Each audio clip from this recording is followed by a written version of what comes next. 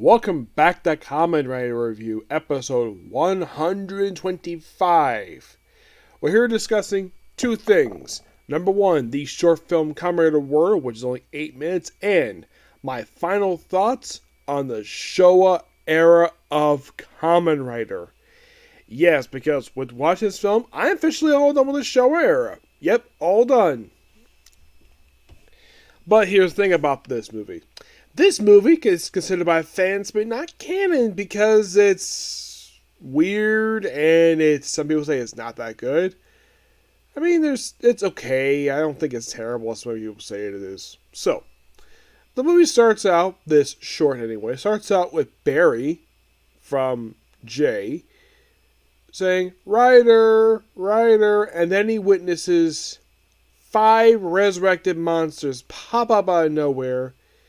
And these 5 monsters are the Rhinoceros monster from Kamen Rider Black, the 3 monsters from Jay, and the robot monster that was defeated by Kamen Rider Shin. Yeah, this was really weird. Like, of all these 5 monsters, the Rhinoceros monster, when people saw this, it's the first time seeing that creature in 7 years. The one from Kamen Rider Shin, it only been 2 years. And in the case of the other 3, they just saw this creature. Saw those 3. And their boss is Shadow Moon, who was last seen back in RX. I have heard people would not like this version of him. Like, he revived them because he wanted to conquer the galaxy. And of course, Wasp Woman decided to follow Barry to these like these hikers in the woods, which are siblings, by the way. And they're basically like, oh, like there's this talking grasshopper. Okay. Then of course remember Wasp Woman, and all of a sudden one of the Kamen Riders show up. And you're thinking, is it one of the ones from the main TV show? No, it's first, I believe it's Jay is the first one to show up. And then Zhao is what they refer to him as for some reason. I don't know why they refer to him as that for, it's weird. So, they show up, the Wasp Woman pretty much is kind of not even defeated on screen, just basically punched, disappears, never seen it doesn't explode like the other monsters do. The other ones are defeated really easily. And then, of course, Shadow Moon shows up in giant form, which, by the way, he can't do this in the making canon stuff. Nope, he cannot do this. And, of course, Jay tells Zoe, like, I'll handle this. And he goes giant size. And, oh boy, they decided to use stock footage from Jay for this. Where it's like they've been pretty much pulled stock footage in a very movie for this sequence. And they fight, and Shadow Moon was defeated. They ran off, and that's it. I think this movie's okay. I do like some aspects of this movie. I do like seeing 2 Kamen Riders team up. That's excuse me. That I think is a really cool concept. I love seeing that. And heck, Shadow refers to them as double riders. Well, there's a reason for that because they have very similar suits. And also, I think they were planning to make the new Kamen Riders, the new double riders, the double riders in the 1980s. But this didn't turn out to it because of the way the reception for this movie was. Now, I don't think the fault lies with the 2 writers. No, that's not the issue here. Also, apparently, he knows these 2 people are, despite the fact he's never met them before. Also, in the flashback, we see stock footage from Kamen Rider Run Around the World. Yeah, they pretty much use stock footage from that short film. For reasons. I have no idea why, that about half this movie's stock footage. I do like the fight sequence that Jay and Shadow Moon have, despite the fact these 2 have never met before. Now, it's a good thing the way it's written that Jay does not know who the heck Shadow Moon is, but how the heck does Shadow Moon who Jay and EXO and Zio and Zao is? This is never explained.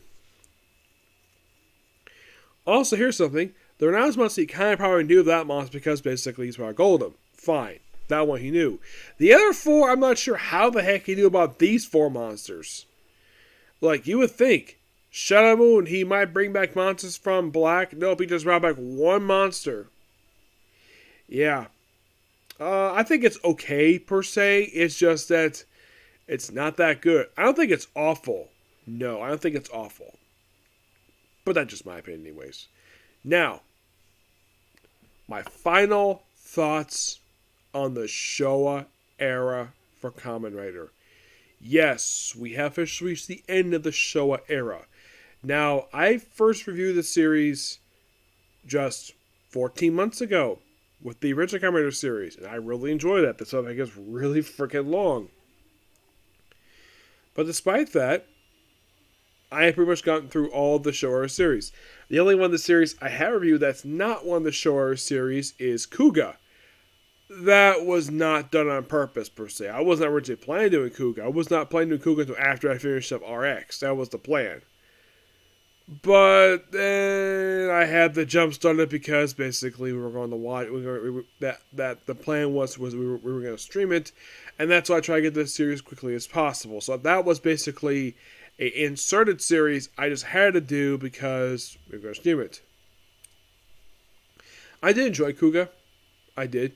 That was the start of the Heisei era. So now basically, officially, all that's left to discuss is the Heisei era and the Roh era. The Heisei era has got 20 series overall, from what I can tell. But lucky enough, I only have 19 left for that. But overall, for the entirety of Kamen Rider, because I've gotten through now the first 10 series, I now have 24 series left. Now, there will be some additional stuff along with this review, like, because some of the Heisei series, aside from having movies per se, they've also got web exclusive series. I will be discussing these as well. So there will be a lot of additional content here when it comes to that. But Kamen Rider won't be back for a little while because next I'm going to do Baka Ranger. That's been definite for a while now, where I was going to do this series next. Mainly because basically that, well, I kind of want to get this one out of the way because it's still going backwards in a way because that's what I was doing for the 21st century. But not only basically do I finish the show era with finish up a world, that's the end of 20th century for Kamen Rider because everything else, because, well, Kuga's done, despite the fact that kind of did start with 2000, which 2000 was kind of the end of 20th century anyways, but that's basically kind of with that, basically, so next Kamen Rider series will definitely Agato. That's definite. But next Kamen Rider review, next review will be Tokusatsu. Yeah, Baka Rangers next. Basically, the way I have it set up here is that Agato will not come until after I finish up the third and final Spaceship series, Schneider. Yep. That's when that's going to come in. Basically, overall, before I go on my next break for the series, for Tokusatsu, I have 15 more series left. And then it's on my Tokusatsu break. Yep. So yeah, that's it particular view. Next I'm going to do one comment corner and I'm going to go ahead and start watching Dr. Stone. Okay, next view.